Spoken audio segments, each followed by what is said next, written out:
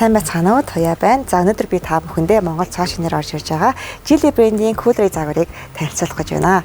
За Geely брэнд гэхээр дэлхийд даяараа 40 гаруй машины үйлдвэртэй. За зөвхөн машины дизайны төв гэхээр дэлхийд даяараа 6 том дизайны төвтэй группийн үйлдвэрлэдэг машин байна. За бас бидний маш сайн мэдих Английн хар такси байдаг шүү дээ. Англи хар таксигаар алдартай. Тэр хар таксины компанийг 100% эзэмшдэг. Дээрэс нь Volvo Cars-ыг 100% эзэмшдэг. Бидний сайн мэдих Mercedes-Benz-ийн толгой компани болох Daimler-ийн 10 орчим хувийг эзэмшдэг буюу томоохон бас хувьцаа эзэмшигч нэг нь. Ер нь бол энэ Cooler загвар болон Geely-ийн машинууд бүгдээрээ Volvo-гийн суурь дээр хийгдсэн. За явах үед анги мотор бүгдээрээ Volvo-гийн суурин дээр хийгдсэн. Volvo мотортой гэсэн үг. Сибирт хасах 40 градусд туршигдсан Оросд бас бестселлер болж байгаа юм машин. Тэгэхээр Монгол шиг хүүтэн эрдэс уур амьсгалтай газар бол ямар нэгэн асуудалгүй.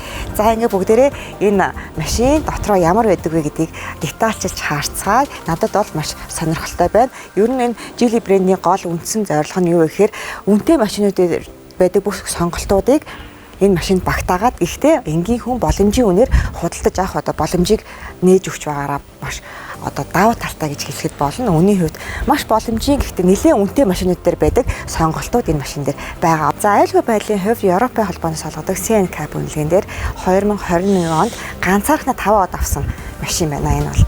Тэгэхээр энэ 5 одыг бол хэр баргийн машин аваад идэггүй аюулгүй байдал талаас нь найдвартай. За загварын хувьд маш алдартай англи дизайнерын загвар дээр ажилласан. За Volvo болон Ford-ийн загвар дээр ажиллаж байсан Peter Hobry гэдэг дэлхийд даяараа машины дизайн хийдэг юм алдартай хүн байдаг. Тэр хүн бол энэ Geely брендийн дизайн хариуцсан дэг захирлан. Тэр хүний удирдсан баг энэ машины дизайныг гаргасан. Тэгэхээр ерөнхийдөө англи загвартай машин гэж хэлэхэд бас болох нэ. За бүгдээрээ моторын харцгаая. Volvo мотортой Европ стандартын явах үед мотор бүгд Европ стандартын учраас чанарын хувьд Volvo-тай дүүцэн аюулгүй байдлаараа 8.1 гэж төрөй хэлсэнтэй. За G-Power гээд энэ бол 2 дугаар үеийн мотор 1.5 литрийн 3 цилиндртэй мотор хэрнээсээ маш сайн хүч гаргадаг гэсэн үг. 174 барины хүчтэй. За хороотны хувьд цахилгаан хорооттой. За дуу чимээ тусгаарлах шинэ технологи ашигласан учраас салон руугаа бас дуу орох нь маш бага. Дээрээс нь энэ дээрээс шууд харахад бас ингээд битүүмж маш сайтай харагдаж байна. Моторын хувьд бол ийм байна. Цөмөрөө босод идангийн шалгаж үзцгээе. Энд камертай 360 камертай. За урд хормон дээр карбон файбер орж ирсэн байна. Энэ карбон файбер бол хамгийн хөнгөн, хамгийн бат бөх материал. Тэгэхээр урдуур юм жоохон мөрөгчөд ямар нэгэн асуудалгүй юм байна. За гэрлийн хувьд бүтэн LED гэрэлтэй.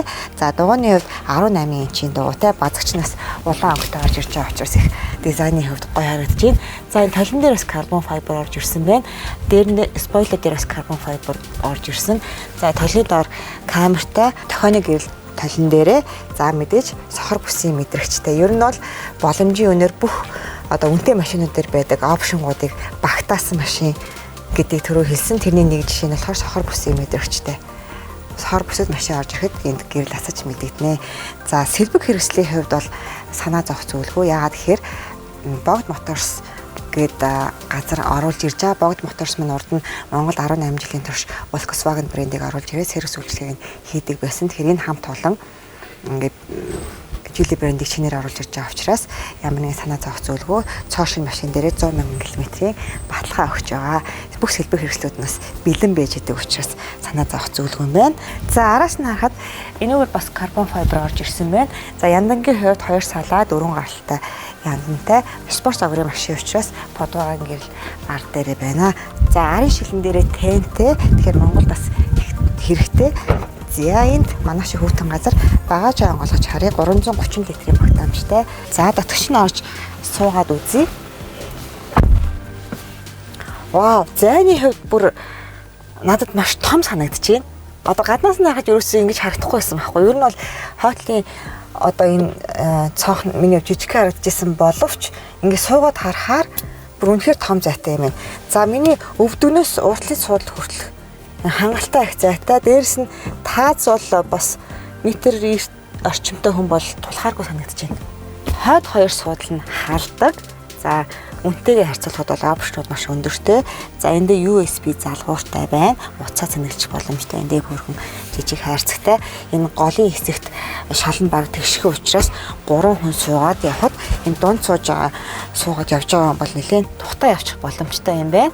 За энэ саналын хувьд болохоор бүгдээрээ сайжруулсан арьс, аргашаа одоо налах хэсгэнд байгаа ч эсрүүгээ нэлээд орж өгсөн учраас ингээд суугаад явхад бол тухтай мэдрэмж төрүүлж байна. Ер нь бол дажиг санагдаж байна. За орж суугууд надад хамгийн түрүүнд сэтгэл төрүүлж байгаа зүйл бол нэлээд үнэтэй нэлээд лагши машин суудсан юм шиг сэтгэл төрүүлж байна. Энэ уртлын хэсэг ингээд арьс явцсан. Энэ уртлын одоо салооны дизайн бол үнэхээр cool. Яг cool ray гэдэг нэрнээ таарсан cool харагдаж байна. Салооны дизайн 12 инчийн дэлгэцтэй. Энэ дэлгэцэн дээр уцаа холбоно. За уцаа холбоно уцны дэлгэц тэр чигээрээ дэлгэцнэр гараад ирдэг. За уцтай холбоотой гэвэл уцны тавирууд их олонтой. Энд ийм тавир байна. За энэ доор бас ийм тавиртай. За уцаа цэнгэлэх USB залгуур энэ доор байна. 12 вольтын бас оролттой. 12 вольтын 120 ваттын оролттой. За энд бас ийм уцны тавиртай. Маш боломжийн үнээр өндөр опшнтой гэж хэлсэн. Ер нь бол сүүлийн нэлээд үнэтэй машины төрөл ийм тавир байдгүй штэ. Надад энэ тавир бол амар таалагдж байна. Хүн болгол уцтай машинтай ингээд заримдаа хийх газар олохгүй ингээд ундаа усны хасаа мөн хийх гээд идэв ш. Тэгэхээр энд болохоор ингээд бэлэн тавиртай хийчих юм байна. За тэрнээс гадна бид нар бүгдээрээ карт хэрэглэдэг. Картны савтай эндээ. Зогсоолын төлбөрөөр төлчөөл шууд эндээ бэлэн хийчихнэ ш. Дараа нь карта ялаа гэж хайгаад авах хэрэггүй тий. За явдлын хувьд эко болон спорт гэдэг нэмэлт сонголтуудтай. За камерны сонголт энэ дээр байна. 360 камертай. За камер нь болохоор нэгтэршил маш сайтай харагдаж байна. За ингээд 3D-гээр өөрөөгөө эргүүлж тойруулаад харчих бас боломжтой. Ер нь бол нэгтэршил илүү сайтай гэдэг нь надад илүү одоо онцлог юм шиг санагдлаа. Өрүүл халагчтай уртлын 2 суудал хална. Дээрэс нь цонх баг шингэнээ хүртэл халаачдаг. Тэгэхээр манайх шиг ихэнх улирланд хүүтэн байдаг газар бол илүү тохиромжтой санагдлаа.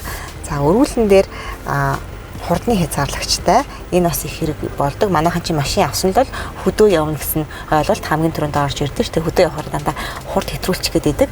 Тэгэхээр бол хурдны хязгаарлагчаа энэ дээр ингээд тохируулаад явчихаар их аюулгүй байдал талаас их зүгээр юм байна. Ер нь бол Volvo дэлхийд даяар одоо аюулгүй байдал талаараа номер 1 гэдгээр алдартай. Энэ одоо жилийн машинууд маань ч гэсэн 2021 онд одоо ганцаархнаа 5 од аюулгүй байдал дээр авсан байна гэдэг чинь баталгаа болж байна гэсэн. Аюулгүй байдал дээр ямар арга хэмжээ авдаг вэ гэдэг нь саналын дизайныг харж байгаа спорт машин учраас ерөнхийдөө юм спорт судалтай суухад бол маш эвтэйхэн юм байна. Уруунаас бас ингээд түшиж өгөөд тэгээ хоёр хажуудлын ингээд наашаа гараад ирсэн учраас маш эвтэйхэн санагдаж байна. Люк бол хангалттай том онгооч юм байна. Люк нь бол хангалттай бүр том онгоодаг. Люк шүү. За машинаасаа буухдаа бүх цонхнуудаа ч юм уу айлыг цохоо онгорхоо орхисон тохиолдолд санаа зовох хэрэггүй. Энэ төгждөг тавчин дээр удаан дарчаад машин маань төгжигдээд ингээд бүх цонхнууд маань өөрсдөө хаагдчихсан дээдлийн люк хүртэл ингээд хаагдчихж байна. За энэ түлхүүрэн дээр байгаа бас нэг нэмэлт авч бол машины алсын занаас асаах боломжтой. Ойролцоогоор 500 метрийн занаас энэ дээр дараад асаач нь манайх шиг одоо хүүтэн газар офс дотроосоо машина гарахаасаа өмнө ч юм уу гэрээсээ гарахаасаа өмнө машина гадаа байгаа машина халааж агаад моторыг халааж агаад ингээд дулаан машинд орох бүрэн боломжтой юм байна. За дээрэс нь зуны уйлалд болохоор алсын занаас энэ товчноор дараад бүх цонхнуудаа бас ингээд онгойлгоч боломжтой. Тэгэхээр 100 халсан машин суухгүй ядаж ингээд жоохон салхи ороод сэрүүссэн машинд бас суух боломжтой юм байна. За Geely брэнд дээр арай илүү хүчтэй машин сонирхыг гэвэл 4 дугуун дээрээ хөтлөгчтэй ийм Azkara гэдэг загварын сонголт бас байгаа юм билээ шүү. Хэрвээ сонирх юм бол дээр байгаа Facebook хуудасаар нь орж хараарай. За надад хамгийн их таалагдсан функц нь юу гэхээр 70 саяын машин хэрнээсээ өөрөө автоматар парклдаг системтэй. За энэ дээрээс ямар паркингд орох гэж байгаа ингээд сонгоод парклж болно. Одоо бүгдээрээ харъя яаж парклдгийг. Орох тохиогоо өглөө. Одоо автоматар паркингийн зайгаа хайгаа явж байна.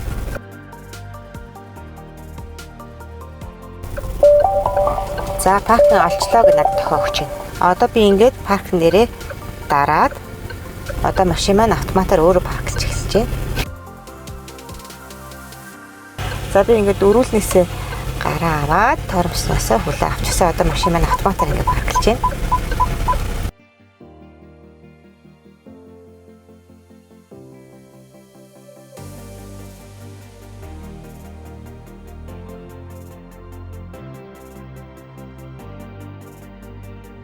За ингээд өөрийгөө мэдрээд оршуулхаад